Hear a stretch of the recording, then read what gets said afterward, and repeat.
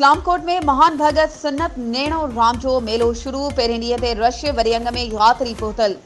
ख़बर मूजिब हिंद सिंध के महान भगत सन्नत नेणो राम जो सालियानो 3 ॾींहं जारी रहंदड़ मेलो इस्लाम कोट के आश्रम में धामधूम से शुरू थी वियो आहे। उन सिलसिले में अॻूणे MNA MPP अॻवान doctor Mahesh Kumar Malani, doctor Ramesh Kumar Vankwani, Faqir Sher Mohammad Balalani, doctor Ashok Ratnani, town chairman Kamlesh Kumar और हिंदू पंचायत के अॻवाननि खट साहब ते चौधर चाढ़े मेले जो इफ्तिताह किया। इफ्तिताह बाद मेलो शुरू थी वियो आहे। पूरे मुल्क के कुंड कुर्च में हिंदू यात्रियों जो समुंड उथली पियो आहे।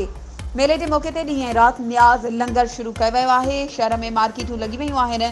मलाखड़ो पिण जारी है, जिते सिंध जा मशहूर मल पहलवान हिस्सो वठी रहिया आहिनि।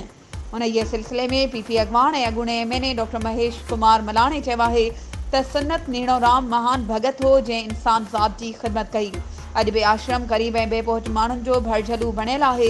होरां ॿिए पासे मेले जो इंतज़ाम हिंदू पंचायत संभाले वरितो आहे, जिते 300 के लगभग वापारी नौजवान रज़ाकाना तौर ते कम करे रहिया आहिनि। मेलो 3 ॾींहं जारी रहंदो। वधीक ख़बरुनि ऐं अपडेट्स के लिए असांजे चैनल के सब्सक्राइब कयो ऐं हाँ, बेल आइकन के प्रेस करण न विसारजो त जीअं असांजी हर नई अचण वारी वीडियो तव्हां ताईं पहुची सघे।